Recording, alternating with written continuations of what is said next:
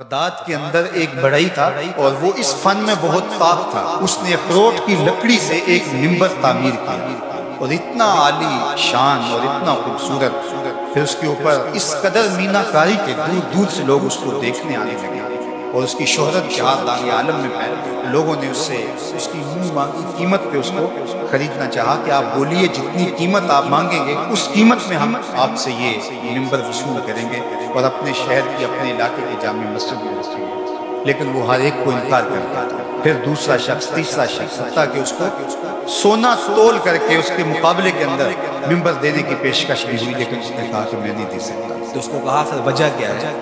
ایک فنکار جب کوئی فن پارا تراشتا ہے، ایک کاریگر جب کوئی چیز بناتا ہے تو اس کی قیمت لیتا ہے، تم اس منبر کو بیچ کیوں نہیں رہے، کرو گے کیا؟ اس نے کہا کہ یہ منبر مسجد اقصیٰ میں رکھا جائے گا۔ تو لوگوں نے کہا مسجد اقصیٰ تو عیسائیوں کے قبضے میں ہے، وہاں کیسے رکھا جائے گا؟ تو اس کا ایک ہی جواب تھا، آج ہم نے وہ جواب اور اس کی فلسفی سمجھنی ہے، اس کی اتھا گہرائیوں میں اترنا ہے اور اس حوالے سے اپنا محاسبہ کرنا ہے۔ اس نے ایک ہی جواب دیا، اس نے کہا کہ میں تیر و تفنگ کا آدمی نہیں ہوں، میں تیر چلا کے وہاں مسجد اقصیٰ کو فتح نہیں کر سکتا، میرا کام منبر بنانا تھا، میں نے منبر بنا کے چھوڑ دیا، جب کوئی فاتح آئے گا تو یہ منبر وہاں رکھ دیا۔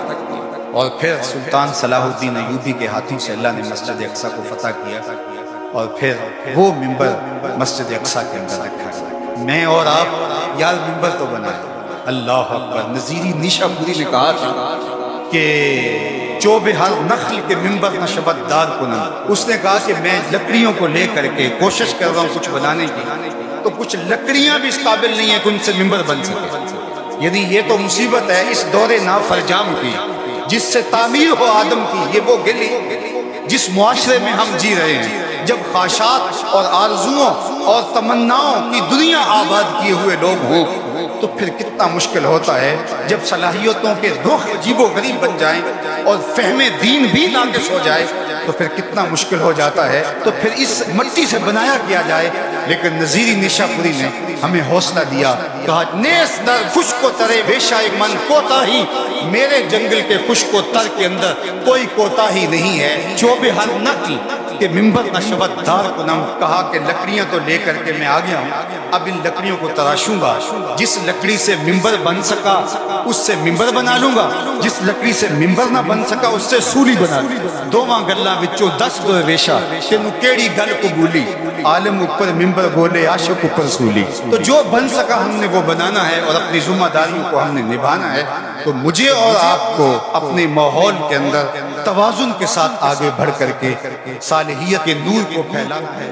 صحابی حضور کی خدمت میں حاضر ہوئے، عربی تھے، دیہات کے رہنے والے تھے۔ انہوں نے حضور کی بارگاہ میں ایک بات عرض کی کہ حضور اسلام کے حکام تو بہت سارے ہیں، آج بھی اگر آپ دیکھیں تو کتابیں بھری پڑی۔ پھر حضور ارشاد فرماتے تھے، صحابہ اس کو سنتے تھے، محفوظ کرتے تھے، آگے بیان فرماتے تھے۔ ان کا بہت سارے احکام ہیں اسلام کے، میں ایک دیہاتی شخص ہوں، مجھے کوئی ایک بات ارشاد کر دیجیے جو میرے لیے کافی ہے۔ تو آقا کریم نے اس شخص کو ایک بات ارشاد فرمایا کہ ان تموتا ولسانک رطب من ذکر اللہ، تو اس حالت میں فوت ہو کہ تیری زبان اللہ کے ذکر سے تر۔ 100 باتوں کی ایک بات ارشاد فرمایا، ان تموتا ولسانک رطب من ذکر اللہ، تو اس حالت میں انتقال کرے کہ تیری زبان اللہ کے ذکر سے۔ میں اور آپ اپنی زندگی اس طرح سے گزاریں کہ موت اچانک آئے یا طبی موت آئے، جس حالت میں بھی ہمیں موت آئے تو ہماری زبان عادی ہو اللہ کے ذکر، ادھر سے سانس ٹوٹ رہی ہو اور ادھر لبوں پر اللہ کا نام جائے۔ جس شخص کا آخری کلمہ لا الہ الا اللہ ہوا، اللہ اس کو جنت میں داخل فرماتا ہے۔ وہ کتنے خوش نصیب لوگ ہوتے ہیں کہ مرتے ہوئے جن کے لبوں پر اللہ کا باقاعدہ نام آتا ہے، اللہ کا ذکر ان کے لبوں کا وظیفہ ہوتا ہے۔ اور کچھ لوگ ان کو تلقین بھی کریں تو زبان پہ اللہ کا نام ہے۔ اور ان میں سے ایک وہ شخص جو شراب کا عادی ہے یا کسی بھی نشہ آور چیز کو لیتا ہے، تو ایسے شخص کو مرتے ہوئے کلمہ نصیب نہیں ہوتی، جو اس کو دنیا کے اوپر سزائیں دی جاتی ہیں ان سزاؤں میں سے ایک سزا یہ ہے کہ مرتے ہوئے اس کے لبوں پہ کلمہ نہیں آتا۔ اور علماء نے یہ بھی لکھا ہے کہ جو بے نماز ہے، نماز نہیں پڑھتا، مرتے ہوئے اس کے لبوں پہ بھی کلمہ جاری نہیں آتا۔ اللہ اکبر۔ تو ایک جامع بات ارشاد کرتی ان تموتا ولسانوں کا رطب من ذکر، تو اس حالت میں فوت ہو کہ تیری زبان اللہ کے ذکر سے تر۔ قرآن مجید میں ہمیں اللہ تعالیٰ نے یہ بھی حکم دیا ہے کہ مجھے یاد کرو، اور یہ بھی حکم دیا ہے کہ مجھے فراموش نہ کرو۔ وَلَا تَكُونُوا كَالَّذِينَ نَسُوا اللَّهَ فَأَنسَاهُمْ أَنفُسَهُمْ أُولَٰئِكَ هُمُ الْفَاسِقُونَ۔ ان لوگوں کی طرح نہ ہو جانا جنہوں نے اللہ کو فراموش کر دیا، اللہ کو بھول گئے۔ جب کوئی خدا کو بھول گیا تو خدا پھر اس کو فراموش کر دیا، اور اس کی سزا کیا ہے کہ وہ خود فراموشی کا شکار ہے، وہ اپنے آپ سے بھی آگاہ نہیں ہے۔ تو ہمیں جو حکم دیا گیا وہ ہے اللہ کو یاد کرنا۔ تو یاد کرنے کا ایک مفہوم یہ ہے کہ اللہ جل شانہ کی اطاعت کی جائے، اس کی فرمانبرداری کی جائے، اس کے احکام پر عمل پیرا ہوا جائے، نہ یہ ہے کہ اس کے احکام کو فراموش کرے۔ یقول اللہ تبارک و تعالی، اللہ جل شانہ خود ارشاد فرماتا، یہ حدیث قدسی ہے، فیما یروی عن ربہ، جو حضور اپنے رب سے روایت کرتے ہیں۔ اللہ جل شانہ کیا ارشاد فرماتا؟ انا عند ظن عبدی بی، میرا بندہ میرے بارے جو گمان کرتا ہے میں ایسے ہی معاملہ کرتا، یعنی بندے کو میرے سے جو گمان ہے تو میں اس کے مطابق معاملہ کرتا۔ وانا معه اذا ذکرنی، اور جب وہ مجھے یاد کرتا ہے میں اس کے ساتھ ہی ہوتا ہوں۔ جب میرا بندہ مجھے یاد کرتا ہے تو میں اس کے ساتھ ہوتا ہوں۔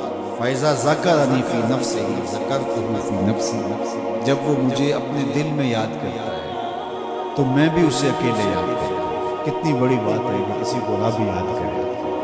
اللہ اکبر۔ کہا جب وہ اکیلے مجھے یاد کرتا ہے تو میں بھی اس کو اکیلے یاد کرتا ہوں۔ وَإِن ذَكَرَنِي فِي مَلَئٍ ذَكَرْتُهُ فِي مَلَئٍ خَيْرٍ مِنْهُ، اگر وہ مجھے مجمع میں یاد کرتا ہے، لوگوں کے ہجوم میں یاد کرتا ہے، تو میں بھی اسے مجمع میں یاد کرتا ہوں جو اس مجمع سے بہتر ہے، اس اجتماع سے بہتر ہے۔ یہاں نیک بد گناہ گار سارے طرح کے لوگ ہیں، لیکن میں فرشتوں کے اجتماع سے اللہ، کیا منظر ہوتا ہوگا کہ جب اللہ فرشتوں میں کسی بندے کو یاد کرتا ہے۔ اللہ۔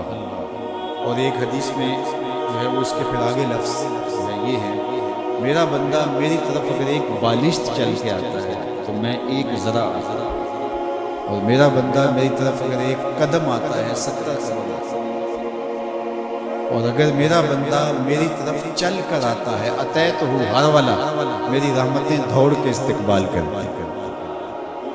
اللہ، وہ کتنی کرم نوازی ہوتی ہے جو اس کو یاد کرتا ہے۔ تو یاد کا چراغ کبھی بھی بجھنا نہیں چاہیے۔